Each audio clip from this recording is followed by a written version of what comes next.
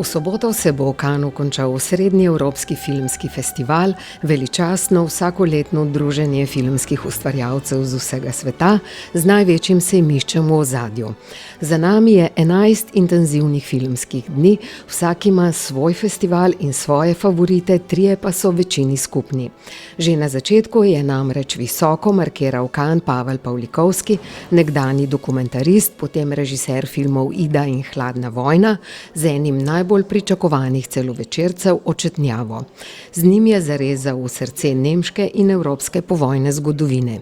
Črno-beli film spremlja dva človeka, pisatelja, že nobelovca Thomasa Manna, ki se prvič po drugi svetovni vojni vrne v svojo domovino, in njegovo hčerko Eriko, ki ga na intenzivnem potovanju spremlja. There was one moment, Thomas Mann's return to Germany in 1949, which seemed like a good context for a film. V življenju Thomasa Manna je trenutek, ko se je leta 1949 vrnil v Nemčijo in zdel se mu je primeren za film, še posebej zaradi Mannovih družinskih zgodb v tem obdobju, zaradi ljubezenskega trikotnika med Klausom, Eriko in Thomasom.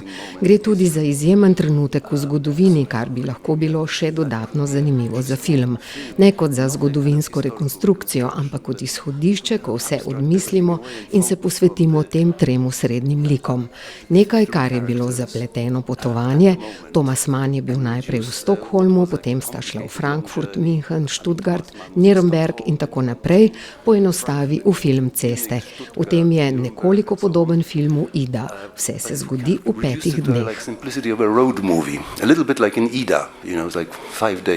Thomasa igra cenjeni gledališki igralec Hans Zihler, Klausa August Dill, Eriko pa ena najboljših evropskih igralk tega trenutka, redno na canneskem filmskem platnu, nazadnje s filmoma Anatomija padca in Interesno območje, Sandra Hüller.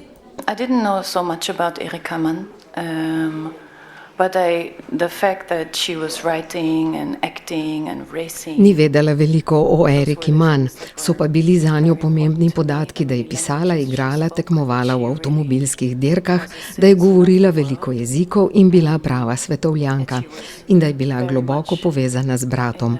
Sposobna je bila ljubiti in se tudi odločiti, da po bratovi smrti pusti vse za seboj in odpotuje z očetom, da bi mu pomagala pri izpolnjevanju tistega, kar si je izbral za svojo življenjsko dolžnost. Za Sandro Hüller je bilo to dovolj, da se je lahko začela pripravljati na vlogo. That was enough for me to work on her. Drugi najvišje ocenjeni film je posnel ruski režiser Andrej Zvjagincev, ki se je pred 6 leti že izselil iz Rusije. Zdaj živi v Franciji in film z dvoumnim naslovom Minotaur je tudi zato francosko-nemško-latvijska koprodukcija, v resnici pa je to ruski film o Rusiji. V leto 2022 je predstavil ljubezenski trikotnik iz filma Nezvesta Clauda Chabrola. A Chabrolov ljubezenski zaplet je pri Zvjagincevu zgolj ozadje za prikaz sodobne Rusije, z njim razgali delovanje njene politične in gospodarske elite, najvišjih slojev družbe v posebnem trenutku ob napadu na Ukrajino. Kot bi gledalca skozi ljubezenske in kriminalne zaplete postopoma pripravljal na kulminacijo v realističnem, a hkrati neizmerno poetičnem protivojnem zaključku filma. 60 лет своей жизни прожил на территории страны, о которой ты знаешь все, но Trudno govoriti, što ja свидетельствую не то, что... 60 let svojega življenja je preživel v Rusiji, o njej ve vse. Vendar je težko govoriti o tem, ne da bi ostal pri znanih stvareh. Ve, kako je z ljudmi, ve, kako razmišljajo, ve, da je korupcija povsod, vse te vidike pozna. To je, kot pravimo, material, s katerim potem razpolagaš. Vse to je bilo zanj pomembno in vse to razume.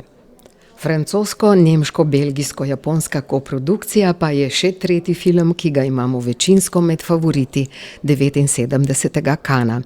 Film z naslovom Nenadoma je Ryusuke Hamaguchi snemal v Parizu in Kyotu, v mestih, odkoder izhajata glavni junakini filma, francoska upravnica doma za ostarele in japonska filozofinja in gledališka režiserka. まず本当に温かい歓待をいただきまして本当にありがとうございます。ですね、この映画の制作経緯というのは結構 Najlepša hvala za topel sprejem. Kar nekaj časa bi potreboval, da bi pojasnil, kako je nastal ta film. Na kratko, producent mi je predlagal, da si preberem dopisovanje med dvema raziskovalkama, filozofinjo in antropologinjo, ki sta si nekaj let pisali. Ena izmed njiju je imela raka. Zato tudi nimata veliko časa, vsega nekaj tednov, a dovolj za analizo možnega in nemožnega v kapitalizmu, ki zato, da ohraniš raven svojega življenja, zahteva vedno več tvojega časa in na koncu ves tvoj čas. Tihi film, ki je po drugi strani poln besed in razmislekov, tudi o tem, kako kljub nižanju sredstev in pomanjkanju osebja dvigniti nivo življenja oskrbovancev v domu za ostarele, kako spoštovati drug drugega z navajanjem italijanskega psihiatra Francesca Basalije in njegovih inovativnih metod zdravljenja iz 70. let.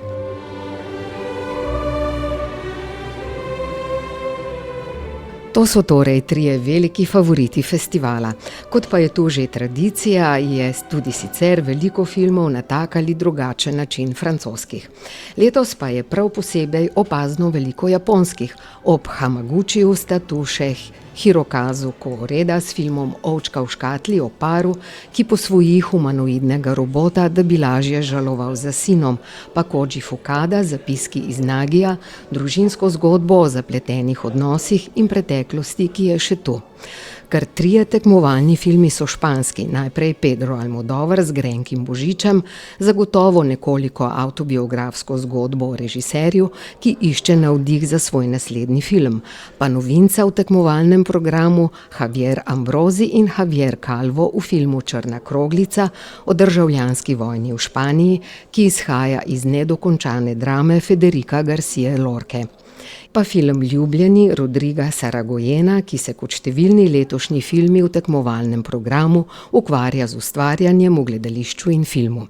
Javier Bardem v njem igra režiserja, ki snema film o Zahodni Sahari in v glavno vlogo angažira svojo hčerko, s katero že dolgo nima stikov. Bardem o svoji vlogi v filmu, ki mu predvsem francoski kritiki napovedujejo visoke nagrade.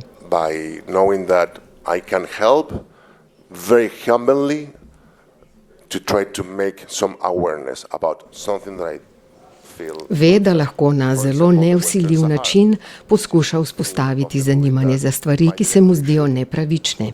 Naprimer Zahodna Sahara, ki je tema v filmu, ki ga snemajo. Francija ima veliko podatkov o tem, v kako strašnih okoliščinah živijo ljudje v Sahari, tudi v Maroku. Zato moramo o tem govoriti. Gre za človekove pravice, za mednarodno pravo in razkritje informacij. Tako misli Javier Bardem. A problem of human rights and international law disclosure. So, yeah, that's what I think. Filmski festivali, tudi kanski, so seveda prostor za izmenjavo mnenj skozi filmske zgodbe na novinarskih konferencah, v odprtih pismih in intervjujih. Letos se je tako opazno veliko filmov ukvarjalo z drugo svetovno vojno. Biografski film o vodji francoskega odporniškega gibanja Jeanu Molenu prikazuje zadnje tedne njegovega življenja, ko ga junija 1943 v Lyonu v višijski Franciji ujame gestapo. Kdo je Molena izdal, je še vedno uganka francoske zgodovine. V zaporu se sooči s Klausom Barbijem, pozneje poimenovanim mesarjem iz Lyona, ki se z njim igra vse bolj agresivne slepe miši. Režiser filma, ta je poklon uporništvu, Laszlo Nemes, je spet kot v filmu Saulov sin dal prednost zvoku. As an artist, I feel instinctively that I have to resist that. Kot umetnik instinktivno čuti, da se mora upirati, da mora poiskati svoj glas, ki mora biti zelo poseben. Ne sme biti podoben nikomur drugemu. Misli, da je to zelo pomembno. Z internetom in vso tehnologijo se nismo odprli, ampak prav nasprotno zožili. Veliko je posnemanja in kopiranja, moč filma pa je prav v njegovi individualnosti. Mimicking and copying, and I think that's the power cinema lies in its singularity. Za konec tega hitrega preleta skozi tekmovalni program pa še v filmu Fjord romunskega režiserja Kristjana Mundžuja, ki je v Cannesu že slavil s filmom 432 in tokrat je njegov Fjord pomembnejši, kot se zdi na prvi pogled. I just like starting from a real story to speak about something that I consider to be important happening in the society today. Rad izhaja iz zgodbe, ki govori o nečem, kar smatra kot pomembno za današnji trenutek. Veliko novic pregleda, preden se odloči za film. V tem primeru je prvi članek o preiskavah prebral pred 10 leti. Začel je zbirati podatke, pred 4 leti vse to dokumentirati in potem je odšel na Norveško.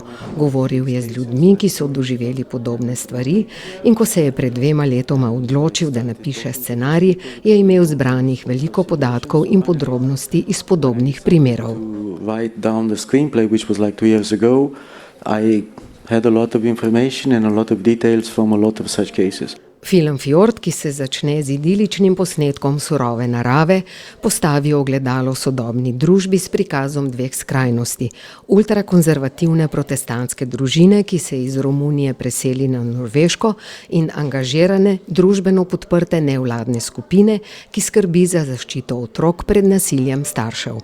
Kaj je res in kaj ne, ostane v filmu, ki govorijo o izjemno razdeljeni družbi, v kateri se ne trudimo več, da bi razumeli tiste, ki razmišljajo drugače, odprto vprašanje.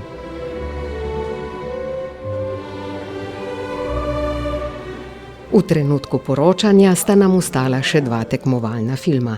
In če povzamem festival, na trenutke se je zdel kot vzporeden svet, kjer vse poteka v zelo odprtem, prijateljskem in mirnem razpoloženju. V kinodvoranah pa se nam obetata odlično filmsko poletje in jesen. In še Canneski filmski festival na predvečer visokega jubileja trdno ostaja filmski dogodek številka 1 in ne le na stari celini.